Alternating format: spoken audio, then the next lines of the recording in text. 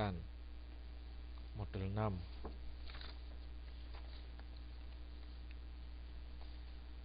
Ya, kita mulai di modul 6.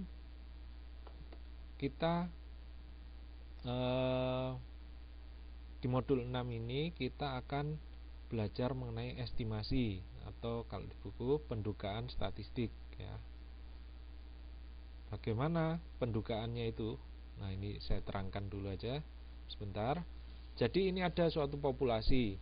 Di populasi ada parameter ya. Di antara parameter itu adalah rata-rata ya. Rata-rata kalau di populasi adalah lambangnya mu. Ya. Kemudian ada standar deviasi. Standar deviasi atau varian. Kalau varian lambangnya kuadrat. Atau ini varian, satunya varian, satunya standar deviasi. Di sampel sama juga ya, ada rata-rata. Rata-rata dilambangkan dengan X kemudian bar atau ada tanda garisnya di atas ya, X bar atau Y bar, tergantung variabelnya menggunakan apa. Kalau menggunakan X ya X bar, kalau ya Y bar. Kemudian variannya apa? S ya, S kuadrat. Kemudian sigma ini S. Rumusnya bagaimana? Ya, rumusnya ya hampir sama. Jadi kalau yang di sini sigma kuadrat, masih ingat ya, ini bab 2 kalau nggak salah.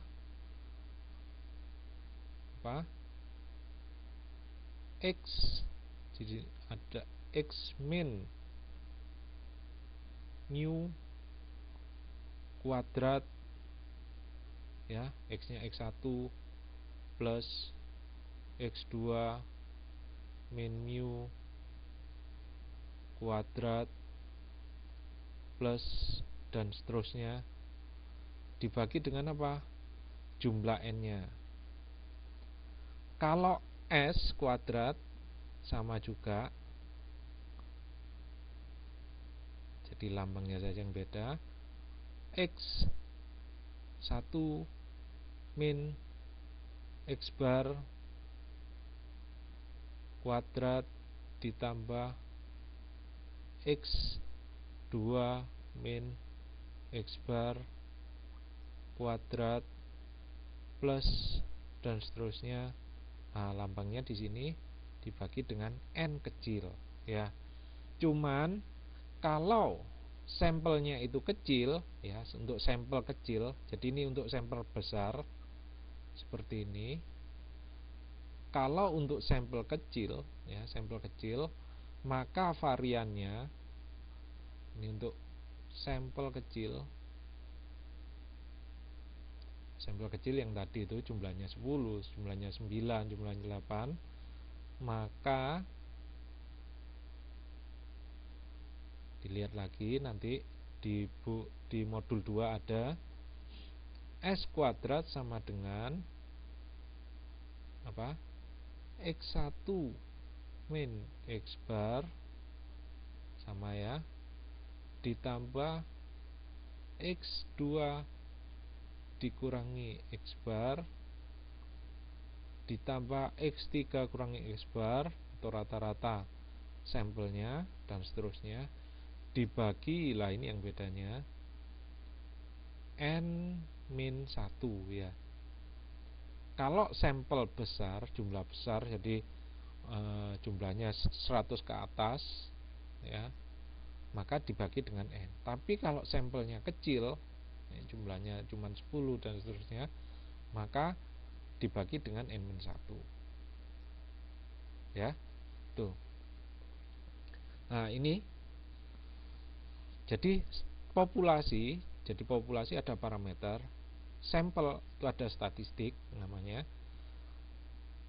diambil, jadi setiap anggota populasi mempunyai kesempatan yang sama untuk diambil sebagai sampel ya. Diambil beberapa, misalnya kalau misalnya besar, rumusnya adalah seperti di bawah, kalau kecil seperti yang di atas untuk variannya.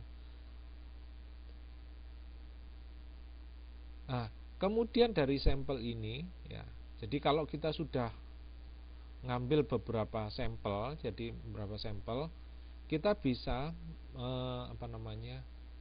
mendefinisikan kira-kira populasinya itu seperti apa ya. Ini saya terangkan pada kita pertemuan di KDI yang pertama kali ya.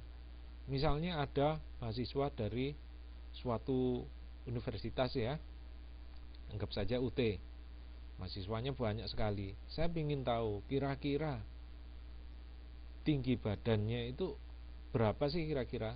Nah, kalau saya tentu saja secara detail itu semua mahasiswa itu saya ukur tinggi badannya satu-satu, cuman kalau jumlahnya itu puluhan ribu ya, itu banyak sekali kosnya ya. Kosnya itu waktu, sumber daya untuk melakukan perhitungan tersebut.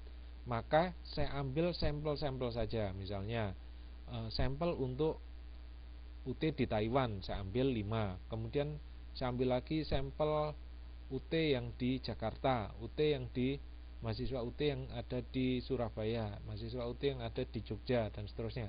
Saya ambil 55 saya ambil 5555. Nah, kemudian kalau N-nya itu kurang dari 100, maka itu saya anggap sampel kecil.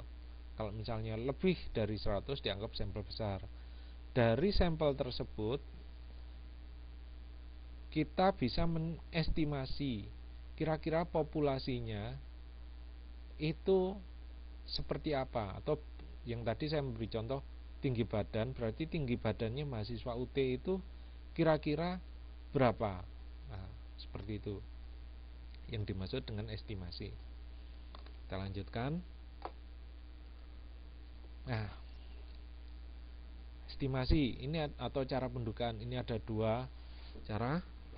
Yang pertama adalah point estimate atau pendugaan titik ya. Kemudian yang kedua adalah interval estimate atau pendugaan rentang ya. Di sini ada yang satu, ada sampel mean, ada sampel proportion ya. Yang dua itu ada confidence interval for mean dan confidence interval for estimation ya. Kita lanjut contoh soal aja. Nah, untuk yang point estimasi atau pendugaan titik, jadi ini kan tadi yang diketahui adalah apa? Sampelnya, sampel.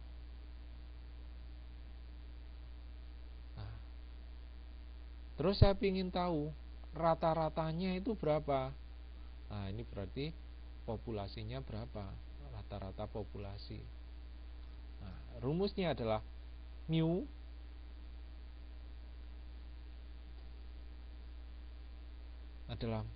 ini berarti apa? Rata-rata populasi sama dengan X bar. X bar ini adalah rata-rata sampel plus minus kesalahan cuplikan ya, kesalahan cuplikan. Nah, karena cuplikan dianggap adalah normal, karena cuplikannya atau sampelnya itu dianggap normal ya. Ini central limit teori ya, cuplikannya dianggap normal, maka mu sama dengan X bar plus minus kesalahan baku dari Z ya, Z distribusi Z, atau bisa juga distribusi T kalau misalnya sampelnya kecil. Nah, ini